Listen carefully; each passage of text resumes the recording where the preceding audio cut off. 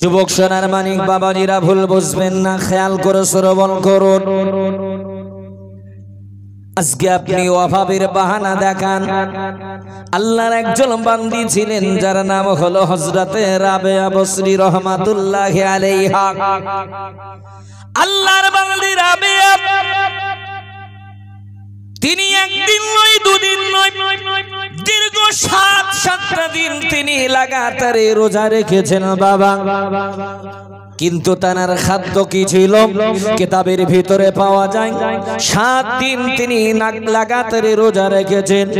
সেহরি করেছেন পানি দিয়ে, ইফতার করেছেন পানি দিয়ে। না না না না না না, একটি খরমা পর্যন্ত তার জোটেনি। দীর্ঘ ৭টা দিন ধরে রোজা দিয়ে, ইফতার রোজা দিয়ে সেহরি করে ৮ম দিন যখন সেহরি করবে, কোন একজন আল্লাহর বান্দা এসে আম্মা জান রাবেয়াকে একটু দুধ দিয়েছে বাবা, একটু খাবার দিয়েছে। আম্মা জান রাবেয়ার মনে বড় আনন্দ, আহারে দীর্ঘ ৭টা দিন পরে আজ একটু দুধ পেয়েছি, এই দুধটুকু যদি খেয়ে আমি সেহরি করি তাহলে আমার গায়ে শক্তি ফিরে আসবে, আমি মহান আল্লাহর আবার ইবাদত করতে পারবো। কারণ রাবেয়া বসরি কেমন ইবাদত গুজার ছিলেন বাবা। কিতাবের ভিতরে এসেছে আম্মা জান রাবেয়া বসরি দীর্ঘ ৪০টি বছর বিছানায় পিঠ লাগিয়ে ঘুমায়নি। চিৎকার দিয়ে বলুন সুবহানাল্লাহ। যখনই তার ঘুম এসেছে তিনি ২ হাঁটুর ভিতরে মাঝখানে মাথাটিকে গুজে দিয়ে দেয়ালের গায়ে একটু হেলান দিয়ে ঘুমিয়ে নিয়েছে।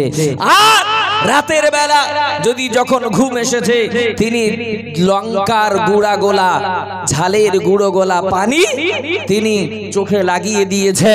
আর চোখকে বলেছে, চোখ এ দুনিয়ার জমিনে সামান্য সময় ঘুমাতে চাস না, এরপরে আখিরাতের জমিনে তুই তামাম জীবন ঘুমাবি, তোকে আমি ডিস্টার্ব করব না। জোরে বলুন সুবহানাল্লাহ।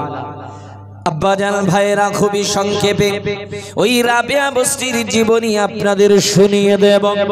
এ বাবাজিরা ভাইয়েরা, আম্মা জান রাবেয়া বসরির সংক্ষিপ্ত জীবনী একটু শুনুন বাবা। কিতাবের ভিতরে পাওয়া যায় বসরা নগরীতে একটা গরিব ফ্যামিলি ছিল, একটা গরিব পরিবার ছিল, ইসমাইল আর মাইফুল নামে। ও বাবাজিরা ভাইয়েরা, তারা এত গরিব, এত অসহায়, তাদের ঘরে একটু আলো জ্বালানোর মতো তেল নাই। এখন যেমন কারেন্টের সুইচ টিপলে আলো জ্বলে, তখন তো কারেন্ট ছিল না বাবা। ওই ইসমাইলের গর্ভ থেকে, এমনি করে ইসমাইলের বিবি মাইফুলের গর্ভ থেকে মহান আল্লাহ পাক আল্লাহ তাআলা ইতিপূর্বে তিনটি কন্যা সন্তান দিয়েছে। আবার মাইফুল গর্ভবতী। আল্লাহর কাছে দোয়া করে, আল্লাহ এবারে আমাকে একটি পুত্র সন্তান আপনি দান করবে। ইতিপূর্বে 3টি কন্যা সন্তান হয়েছে, চতুর্থবার গর্ভবতী। আল্লাহর কাছে দোয়া চাইছে মাইফুল, আল্লাহ আমাকে এবার একটি পুত্র সন্তান দেবেন। কারণ যাদের একটির অধিক 2টি মেয়ে, জি, তাদের মনটা চায় একটা পুত্র সন্তানের। শুধু তাই নয়, অনেক এমন ঘরের বাবারা আছে যারা কন্যা সন্তান হওয়ার কারণে স্ত্রীর সঙ্গে ঝামেলা করে, এমনকি ডিভাইডেড পর্যন্ত হয়ে যায়, জি, ছাড়াছাড়ি পর্যন্ত হয়ে যায়। এমন নজির আছে না নাই বাবা? কিন্তু এই কন্যা সন্তান হলো আল্লাহর নিয়ামত। আল্লাহর নবী বলেন, যদি কোনো ব্যক্তির 3টি কন্যা সন্তান হয় আর ওই 3টি কন্যা সন্তানকে যদি মানুষের মতো মানুষ করতে পারে, আমি নবী আর ওই সন্তানদের পিতা মাতা জান্নাতের ভিতরে পাশাপাশি অবস্থান করব। আল্লাহ নবীর একজন সাহাবা দাঁড়িয়ে গেল, ইয়া রাসূলুল্লাহ, ইয়া হাবিবাল্লাহ, যদি যদি কারো দুটি সন্তান হয়, আল্লাহর নবী বললেন যদি কারো দুটি কন্যা সন্তান হয়, আমার আল্লাহ পাক আল্লাহ তাআলা ওই কন্যা সন্তানের পিতা মাতাকে এমনি করে আমি নবী আমার পাশাপাশি জান্নাতে দিয়ে দেবে। আর একজন সাহাবা দাঁড়িয়ে গেল, ইয়া রাসূলুল্লাহ কারো যদি একটা কন্যা হয়, আল্লাহর নবী বলল তারাও জান্নাতি। জোরে বলা যাবে না? কিন্তু কন্যাগুলোকে তো মানুষের মতো মানুষ করতে হবে, আবেদা সালেহা বানাতে হবে, রাবেয়া বস্তির মতো বানাতে হবে, আম্মা জান ফাতেমার মতো বানাতে হবে। কিন্তু আমাদের ঘরে রাবেয়া, আমাদের ঘরে ফাতেমা আছে না নাই? তাদের চরিত্র কেমন? সন্তানদের জন্য পিতামাতা জান্নাতে যাবে, আর আজকে আমাদের ঘরে যে সমস্ত কন্যা, তাদের জন্য পিতামাতাদেরকে হয়তো দোজখে যেতে হবে। এই যুবক সোনার মানিক বাবারা, ভুল বুঝবেন না, মনে ব্যথা নেবেন না। ইসমাইল পত্নী মাইফুল আল্লাহর দরবারে হাত তুলে দোয়া করে, রব্বুল আলামিন আল্লাহ ইতিপূর্বে 3টি কন্যা আপনি আমায় দিয়েছেন, আল্লাহ চতুর্থবার আপনার কাছে প্রার্থনা, আল্লাহ আপনার কাছে দোয়া, চতুর্থবার সন্তানটাকে আপনি আমায় একটা পুত্র সন্তান দেবে। এ বাবাজিরা ভাইয়েরা, প্রসব বেদনা উঠে গেল। মাইফুল প্রসব বেদনা যখন তার জাগ্রত হলো, বাচ্চা প্রসব হবে, কিন্তু বাচ্চার তত্ত্বাবধানের জন্য একটু আলোর প্রয়োজন আছে না নাই? একটু আলোর প্রয়োজন, কিন্তু কেমনে আলো জ্বালাবি?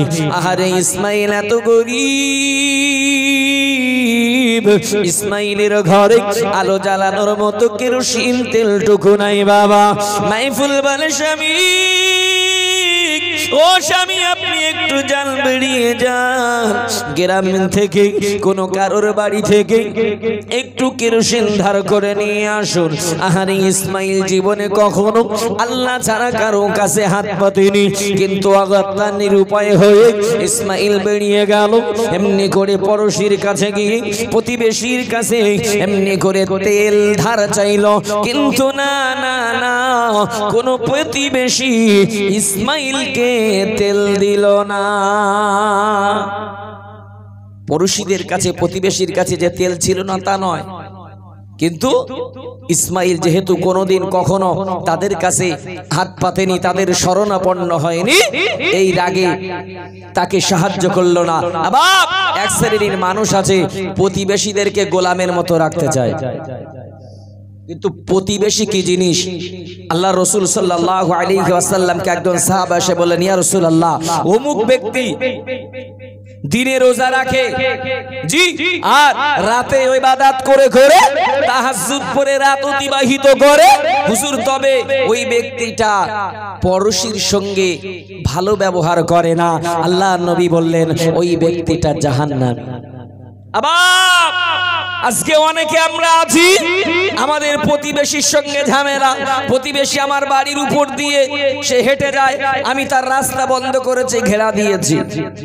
প্রতিবেশীর বাড়ির পানি আমার বাড়ির উপর দিয়ে যায়, আমরা আইল দিয়ে দিয়েছি। আছে না নাই? যুবক সোনার মানিকেরা, বাবাজিরা, ভুল বুঝবেন না। আল্লাহর নবী বললেন একজন বাড়ির পার্শ্ববর্তী 40টা ঘর হলো তার প্রতিবেশী, তোমরা প্রতিবেশীদের সঙ্গে সৎ আচরণ করবে। ও বাবাজিরা ভাইয়েরা, ইসমাইল প্রতিবেশীর কাছে গিয়ে যখন তেল পেল না, প্রতিবেশীর কাছ থেকে যখন ফিরে এলো, এমন সময় নিরুপায় হয়ে ইসমাইল চিন্তা করে কি করবে। ইসমাইল উজু করে এশার নামাজ পড়ে বাবা সিজদায় পড়ে আল্লাহর দরবারে দোয়া করতে করতে কাঁদতে কাঁদতে কাঁদতে কাঁদতে ইসমাইল ঘুমিয়ে গেল। আল্লাহর বান্দা ইসমাইল ঘুমের ভিতরে স্বপ্ন যোগে দেখতে পেল আমার আপনার নবী রাহমাতুল লিল আলামিন, নবী হাবিবুল্লাহ জনাবে মুহাম্মদুর রাসূলুল্লাহ সাল্লাল্লাহু আলাইহি ওয়াসাল্লাম ইসমাইলের ভাঙা ঘরে হাজির হয়ে গেছে। ইসমাইলের ভাঙা ঘরে আমার আপনার নবী হাজির। ইসমাইলকে ডাক দিয়ে বলে, ইসমাইল কেঁদো না বাবা, কেঁদো না। ও ইসমাইল শোনো শোনো, তুমি দুঃখ করো না, টেনশন করো না, চিন্তা করো না। ও ইসমাইল গো, না না না না, তোমার আলোর প্রয়োজন হবে না। আলো ছাড়াই আমার আল্লাহ পাক তোমার ঘরের ভিতরে একটা নূরের আলো দিয়েছে। ওরে ইসমাইল চিন্তা করো না, চতুর্থবারেও আমার আল্লাহ তোমার ঘরে একটা কন্যা সন্তান দিয়েছে। ইসমাইল খবরদার ওই কন্যাটার নাম রাখবে রাবেয়া। ও ইসমাইল শোনো, এই মেয়েটা অন্য সাধারণ মেয়ের মতো না। ইসমাইল শোনো শোনো শোনো, এই মেয়েটা অন্য সাধারণ মেয়ের মতো না। এই মেয়েটা আল্লাহর এত প্রিয় পাত্রী, কিয়ামতের মহাময়দানে আমার ৭০,০০০ গুনাহগার উম্মত এই মেয়ের সুপারিশে আল্লাহ জান্নাতি বানিয়ে দেবে। জোরে বলা যায় না সুবহানাল্লাহ। ভাইজান আমার, আব্বা জানেরা, আমার নবী আপনার নবী ইসমাইলকে আরো ডাক দিয়ে বলে, ইসমাইল ও বাবা ইসমাইল, না না না না না, তুমি টেনশন করো না, চিন্তা করো না। কাল সকাল যখন হবে বসরার যিনি শাসক তার কাছে তুমি চিঠি লিখবে, বসরার শাসককে জানাবে আমি নবী বলেছি তোমাকে যেন 400 দিরহাম সাদকা করে। আমি নবী, আমার কথা বলবে আমি নবী বলেছি বসরার যিনি শাসক তোমাকে যেন 400 দিরহাম সাদকা করে। ওই স্বপ্নের ভিতরে বাবা ইসমাইল আল্লাহর নবীকে ডাক দিয়ে বলে, নবী ও সোনার নবীজি, আমি যদি বসরার শাসককে বলি বসরার শাসক বিশ্বাস করবে না, হয়তো আমায় মিথ্যাবাদী বলবে। আল্লাহর নবী বললেন, ও বাবা ইসমাইল শোনো শোনো শোনো, ওই বসরার শাসককে তুমি বলবে, ও বসরার শাসক, তুমি তো প্রতি রাত্রে ঘুমানোর পূর্বে আল্লাহর নবীর প্রতি 100 বার করে দরুদ শরীফ পাঠ করো। প্রতি জুমার রজনীতে সোনার নবীর প্রতি 400 বার করে দরুদ পাঠ করো। তবে তবে তবে গত জুমার রজনীতে তুমি আল্লাহর নবীর প্রতি একটি বার দরুদ শরীফ পড়নি। তাই আমি নবী বলেছি একটি বার দরুদ না পড়ার কারণে ওই 400 দিন আর তুমি সাদকা করে দেবে। প্রতি রাত্রে তোমার আমল 100 বার করে দরুদ শরীফ পড়া, আর প্রতি জুম্মার রাত্রে তুমি 400 বার করে দরুদ পড়ো, কিন্তু গত জুম্মার রাত্রে একটি বারও পড়নি। এজন্য কাফারা স্বরূপ 400 দিনার সাদকা করে দেবে। আমি নবী বলেছি কথাটা বলবে। ভাইজান আমার, আব্বা জানেরা, ইসমাইলের ঘুম ভেঙে গেল। ইসমাইল অবাক হয়ে গেল। ইসমাইল ভাবছে, না না না, আমি এটা কি স্বপ্ন দেখলাম, এটা স্বপ্নটা কি সত্যি নাকি মিথ্যা? আল্লাহর বান্দা ইসমাইল বাবা লক্ষ্য করে দেখে ঘরের ভিতরটা ছিল বড় অন্ধকার, কিন্তু না না না না না, নবীজি আগমনের ফলে ইসমাইল লক্ষ্য করে ইসমাইলের ভাঙা ঘরটা যেন নূরের আলোয় আলোকিত হয়ে আছে। শুধু কি তাই নাকি বাবা, ইসমাইল আরো লক্ষ্য করে দেখে ইসমাইলের ঘরটা যেন মেশকাম্বারের চেয়ে আরো আরো সুগন্ধি বাহির হয়। ইসমাইল তখন নিশ্চিত হয়ে গেল, না না না না না না, আমার স্বপ্ন নিশ্চিত সত্যি। আরো এমনি করে ওই স্বপ্নটাকে এমনি করে শক্ত বানানোর জন্য এমনি করে পাশের ঘরে চলে গেল। আল্লাহর নবী তো বলেছিল তোমার ঘরে একটা কন্যা দিয়েছে। এ বাবাজি না ভাইরা, তাই ইসমাইল পাশের ঘরে দেখতে গেল। পাশের ঘরে গিয়ে দেখে ইসমাইল পত্নী মাইফুল চোখের পানি ছেড়ে ছেড়ে কাঁদে। ইসমাইল জিজ্ঞাসা করি, ও বিবি মাইফুল, কি তোমার মনের দুঃখ? কেন তুমি কাঁদো? চোখের পানি তুমি কেন ফেলো? তোমার কান্নার কারণটা কি? ওই সময়তে মাইফুল বলেছিল, স্বামী, ও স্বামী গো, ইতিপূর্বে আমার আল্লাহ আমাকে 3টি কন্যা দিয়েছিল। আমি আল্লাহর কাছে কত দোয়া করলাম, আল্লাহর কাছে কত চাইলাম, আল্লাহ চতুর্থবারে আপনি আমাকে একটা পুত্র সন্তান দেবেন। ওগো স্বামী গো, কিন্তু না না না, আমার আল্লাহ এবারে আমাকে একটা কন্যা দিয়েছে। ইসমাইল যখন বিবির মুখে শুনলো আমার আল্লাহ পাক আল্লাহ তাআলা তাকে আবার কন্যা দিয়েছে, ইসমাইল আনন্দে আটখানা। ইসমাইল বিবিকে বলে, বিবি শুনে রাখো, জেনে রাখো, না না না না না না, এই মেয়েটা অন্য কোন সাধারণ মেয়ের মতো নয়। ও আমার বিবি মাইফুল, এই মেয়েটা হাজারো পুত্র সন্তান থেকে উত্তম। কারণ ইসমাইল রাত্রির স্বপ্নের কথা যখন বিবিকে শোনালো, আর রাসূলুল্লাহ সাল্লাল্লাহু আলাইহি ওয়াসাল্লামের সমস্ত কথা যখন শোনালো, যেই মেয়েটার সুপারিশে আমার আল্লাহ উম্মতে মুহাম্মাদীর ৭০,০০০ গুনাহগারকে জান্নাতি বানাবে, এই কথা শোনার সাথে সাথে মাইফুল ছোট্ট রাবেয়াকে কোলে নিয়ে চুমা খেতে থাকে, আদর করতে থাকে। এ বাবাজিরা ভাইরা, সকাল যখন হয়ে গেল,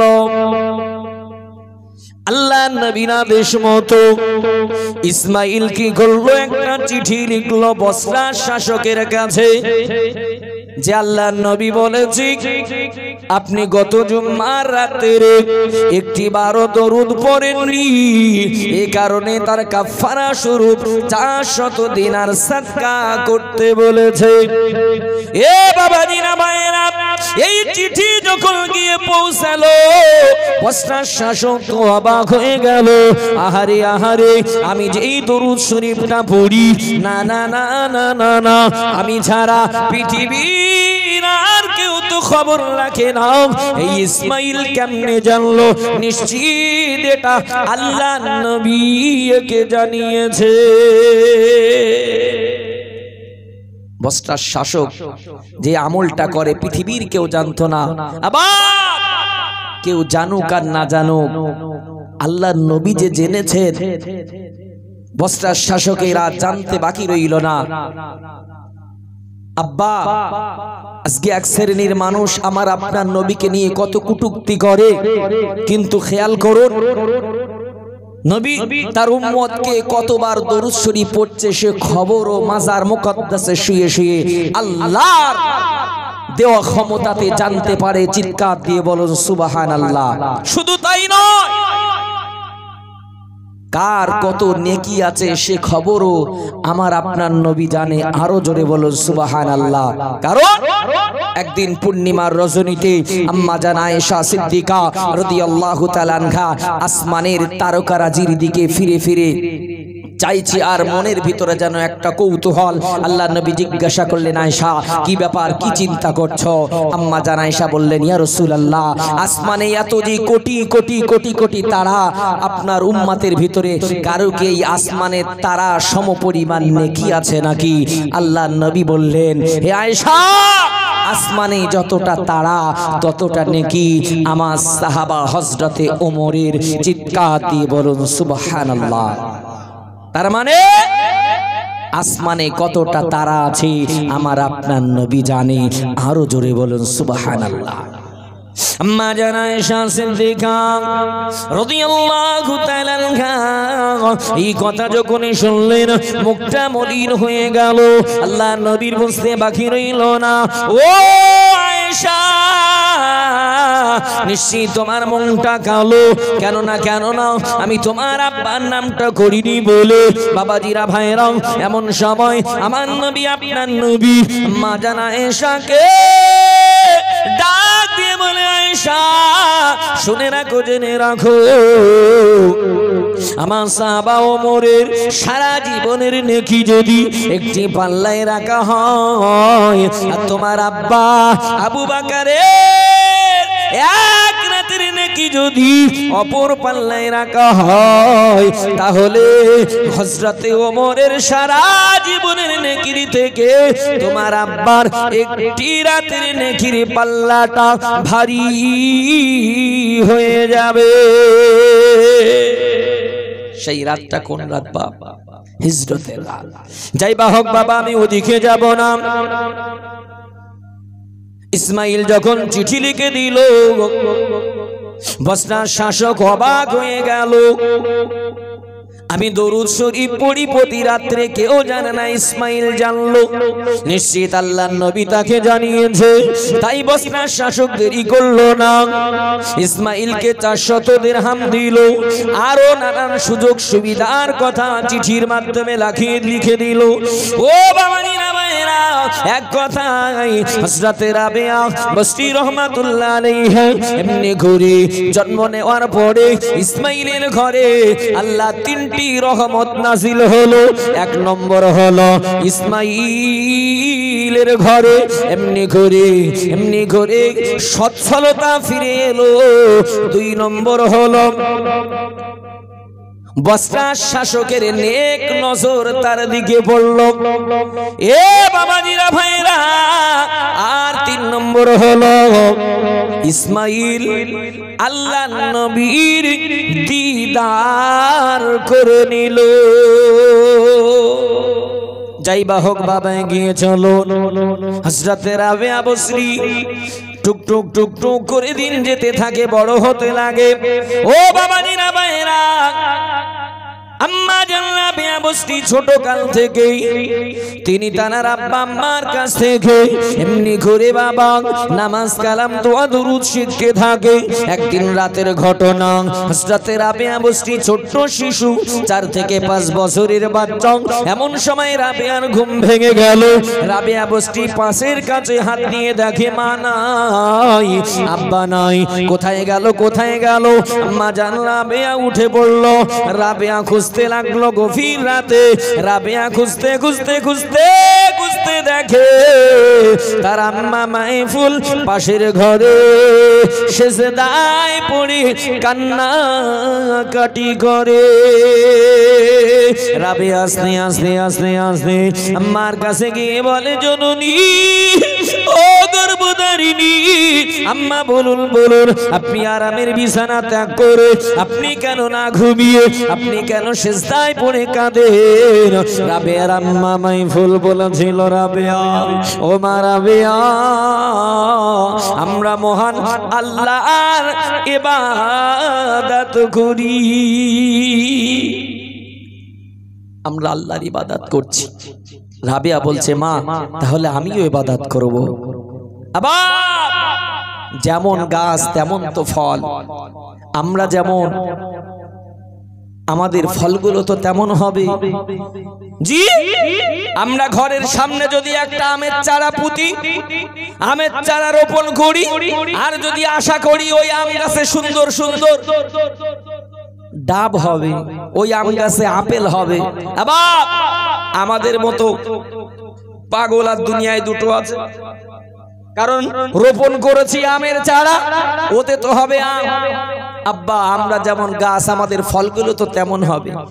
যাই বা হোক বাবা, এগিয়ে চলুন। রাবেয়া বসরি আম্মাকে বলে, মা আমিও তো ইবাদত করতে চাই। কিতাবের ভিতরে এসেছে সেই দিন থেকে রাবেয়া উযু করে তাহাজ্জুদে দাঁড়িয়ে গেল। ও বাবারা ভাইরা, হযরতে রাবেয়া সেদিন থেকে যতদিন বেঁচে ছিলেন পৃথিবীর জমিনে একটি দিনও রাবেয়ার তাহাজ্জুদ কাজা হয়নি।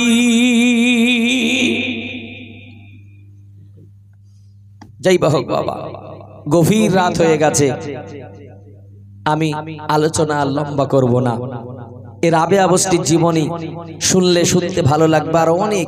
তবে যেখান থেকে আমি শুরু করে রাবেয়া বসরির জীবনীতে এসেছিলাম, আমি শুধু ওইটুকু কথা বলে শেষ করব। মনে আছে কোথা থেকে ঢুকেছিলাম বলুন তো?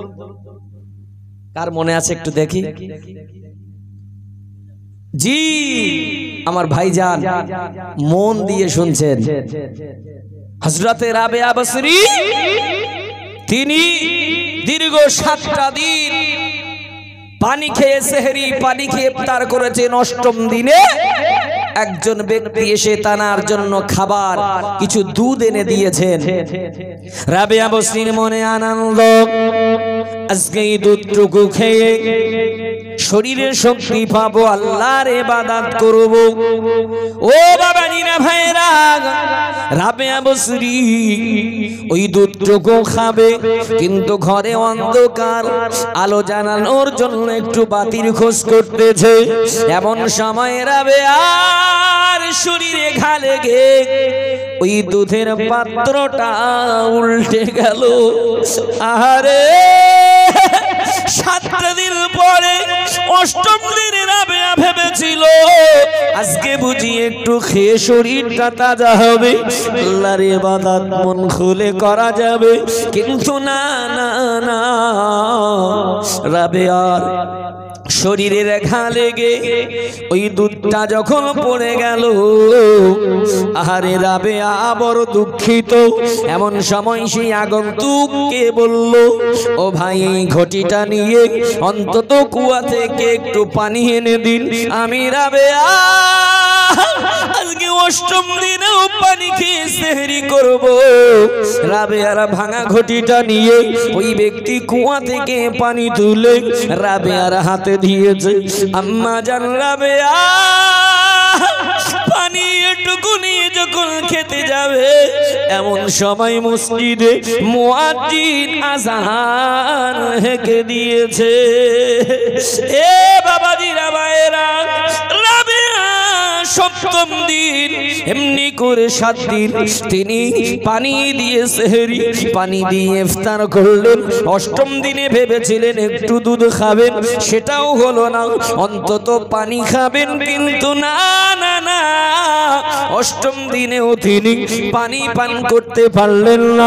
মুয়াজ্জিন যখন আযান দিয়ে দিল, রাবেয়া বসরি এত কষ্ট তার মনে হলো, তিনি উহ বলে একটা আওয়াজ করলেন আর আল্লাহকে ডাক দিয়ে বলে, আল্লাহ আমি রাবেয়া, আমার প্রতি কি নিষ্ঠুরতা, আল্লাহ কেন এমন নির্মমতা। এমন সময় আমার আল্লাহ রাবেয়াকে ডাক দিয়ে বলেন, রাবেয়া ও রাবেয়া, তুমি যদি দুনিয়ার সুখ চাও, আমি আল্লাহ তোমাকে এত অর্থ দেব, এত অর্থ দেব, দুনিয়ার জমিনে তুমি খরচ করে শেষ করতে পারবে না। তবে রাবেয়া তোমার অন্তর থেকে আমি আল্লাহর মহাব্বত কিন্তু উঠিয়ে নেব। এ রাবেয়া, তুমি যদি অর্থ চাও, তোমাকে এত অর্থ দেব, তুমি খরচ করে শেষ করতে পারবে না, কিন্তু তোমার অন্তর থেকে কিন্তু আমি আল্লাহর মহব্বত তুলে নেব। কারণ একই অন্তরে আমি আল্লাহর মহব্বত আর অর্থ থাকতে পারে না। আবার আজকে আমরা অনেকেই আল্লাহ আল্লাহ করছি, আবার অর্থের পাগল, দুনিয়ার পাগল। আর দুনিয়া সিজনুল মুমিন ওয়া জান্নাতু কাফির। আল্লাহর রাসূল বললেন, এ দুনিয়া মুমিনদের জন্য কয়েদখানা, জেলখানা স্বরূপ, আর যারা কাফের বেঈমান তাদের জন্য জান্নাত স্বরূপ। আজকে দুনিয়ার সুখ শান্তি সম্ভোগের ইচ্ছাতে আমরা যারা এমনি করে পাগল পারা, তাহলে একটু বিবেচনা করুন আমরা কোন সেকশনের ভিতরে পড়ে যাচ্ছি। যাই বা হোক, গভীর রাত হয়ে গেছে, আপনাদেরকে বিরক্ত করব না, অসম্পূর্ণ বক্তৃতা ইতি করছি। আল্লাহ যদি চায় আবার কোনোদিন ইনশাআল্লাহ শোনাতে পারবো। আপনাদের কাছে অনুরোধ, বাবা হযরতে রাবেয়া বসরি 7 দিন 8 দিন পানি খেয়ে যদি রোজা রাখতে পারে, আর আমরা পানি তো নয়, জি আমি ছোটবেলায় দেখেছি অনেক মানুষ সেহরি করেছে, অল্প কিছু চাল হাতে নিয়েছে, গালে দিয়েছে, 1 গ্লাস পানি খেয়েছে। আমি নিজে চোখে দেখেছি। আমার বয়সে যদি আমি এই দেখি, তাহলে আপনাদের বয়সে কি না দেখেছেন? জি। আর আজকে কেউ তো বলতে পারবে না খাওয়া হয় না, কারণ কন্ট্রোলে এখন 3 কেজি 5 কেজি করে ফ্রি মাল দিচ্ছে না বাবা। আপনি যদি বলেন আমার খাওয়া হয় না, পাকা চিটিং বাজ। কারণ এখন সেই অভাব নাই। অন্তত লবণ আর ভাত দিয়ে পেট ভরে সেহরি করতে পারবো। তাই আপনাদের হাতে না ধরে পায়ে ধরে বলবো রমজান শরীফটা হেলায় কাটাবেন না। যে রমজান শরীফে আল্লাহ পাক উম্মতে মুহাম্মাদীদের জন্য এমন নিয়ামত দিয়েছেন, আল্লাহর রাসূল বললেন এই রমজান শরীফে রোজাদারদের মুখ নিঃসৃত দুর্গন্ধটা আল্লাহর কাছে মিশকাম্বারের চেয়ে আরো বেশি সুপ্রিয়। জোরে বলুন সুবহানাল্লাহ। একজন রোজাদার রোজা রাখে, ইফতার করার আগ মুহূর্ত পর্যন্ত ফেরেশতারা তার জন্য মাগফিরাতের দোয়া করে। আরো জোরে বলুন সুবহানাল্লাহ। একজন রোজাদার ঘুমিয়ে থাকবে, তাসবিহ পাঠের সব আল্লাহ তার নামায় আমলে লিখে দেবে। আরো জোরে বলুন সুবহানাল্লাহ। রোজাদারের এত ফজিলত, আর আজকের জমিনে অনেক মানুষ সেই রোজা থেকে বাবা রোজা থাকে না। অনেক মানুষ আছে, ইসলামিক আইন হলো যদি কেউ প্রকাশ্যে শরিয়াত মানে শরিয়াতের বিধান হলো সুস্থ শরীরে যদি রোজা না রাখে তাকে কতল করে দাও, মানে জবাই করে দাও। যেহেতু এটা দারুল হরফ রাষ্ট্র, মুসলিম রাষ্ট্র নয়, এই কারণে চাচা মানে পার পেয়ে যাচ্ছে। আর নাই মুসলিম রাষ্ট্র হলে চাচার ঠেলা বুঝ দিবে। তো আবার অনেক হাইব্রিড মার্কা বেঈমান আছে বুঝলেন, বিড়ি খায় আর বলে একটু মুখটা তুমি ঘুরিয়ে নাও, ধোঁয়া যাচ্ছে, তুমি রোজা নইও না। এরকম আছে না বাপ? যাই হোক, আল্লাহ হেদায়েত দিক। আপনাদেরকে বলবো এই রোজার মাসটা হেলায় কাটাবেন না। আল্লাহ পাক আমাদের সকলকে বলা এবং শোনার থেকে বেশি বেশি আমল করবার তৌফিক দিন। সকলে বলি আল্লাহুম্মা আমিন। ওয়া আখিরি দাওয়ানা আলহামদুলিল্লাহি রাব্বিল আলামিন। বিসমিল্লাহির রহমানির রহিম। আলা ইন্না আউলিয়াল্লাহি লা খাউফুন আলাইহিম ওয়া লা হুম ইয়াহজানুন। বিসমিল্লাহির রহমানির রহিম। ওয়ালাম্মা তাম্মা মিন হামলিহি শাহরানি আলা শুনিল আকমালিল মারবিয়া توفي بالمدينة الشريفة أبوك عبد الله، وكان قد استعزم خاله بني عدي من الطائفة التجارية، ومكث فيهم شهرا سقيما يعانون سقمه وشكوى. ولما تم من حمله على راجع 9 أشهر القمرية وعلى الزمن ينجلي عنه صدى حضرة أمه ليلة مولوده عاصية مريم في نسوة من الحضورة القدسية أخذ المخذه فولدته صلى الله تعالى عليه وسلم نورا يتعالى له سينا كالبدر منير. يا نبي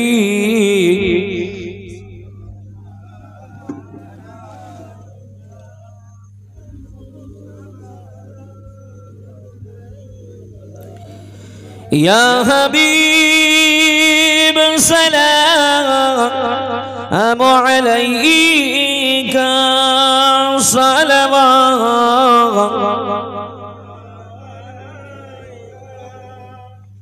طلع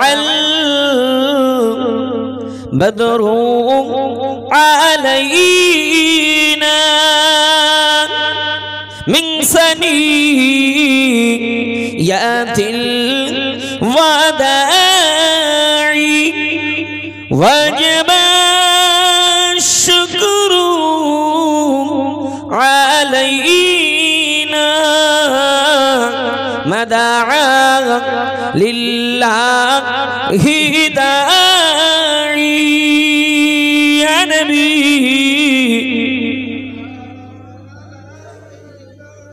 يا رسول سلام، يا حبيب السلام،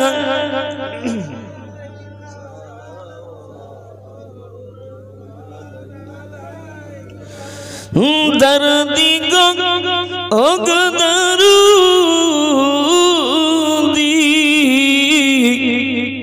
তুমি যে ঘুমাও না রাতে, দেখা দাও প্রেমিকদের সাথে, ডেকে না রওজাতে দরুদ সালাম দিতে। ইয়া নবী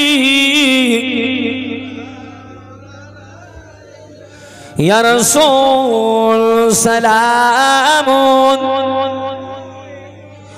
ইয়া হাবিব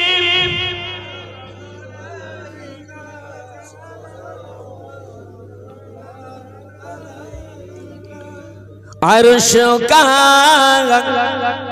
काबा मदीना, फर्श का काबा मदीना, काबा काबा मदीना, जन्नत से बेहतर है मदीना। या नबी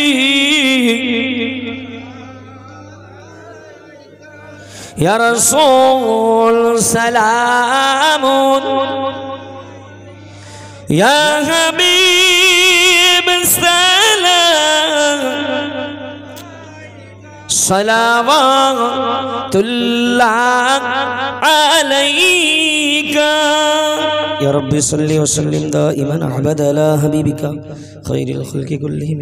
मैं ज़रा मेरी दरूद सलाम मरज़ीद नबी पर अपने मुतम बलगल उला बिकमालिही, कशफ़द दुजा बिजमालिही, सनत जमीअ ख़सवालिही, सल्लु अलैहि व आलिहि।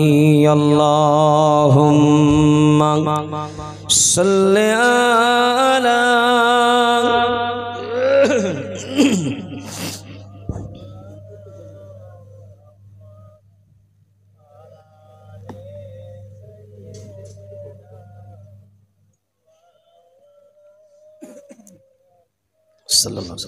जय बाहु शकले बोलुन अस्सलामु अलैकुम या अहलल कुबूर यगफिरुल्लाहु लना व लकुम अंतुम सलाफुना व नहनु बिल अस्र। सकले आऊज़ु बिल्लाहि बिस्मिल्लाह। সেই সূরা ফাতিহা একবার, সূরা ইখলাস তিনবার, কয়েকবার দুরূদ শরীফ পড়ুন।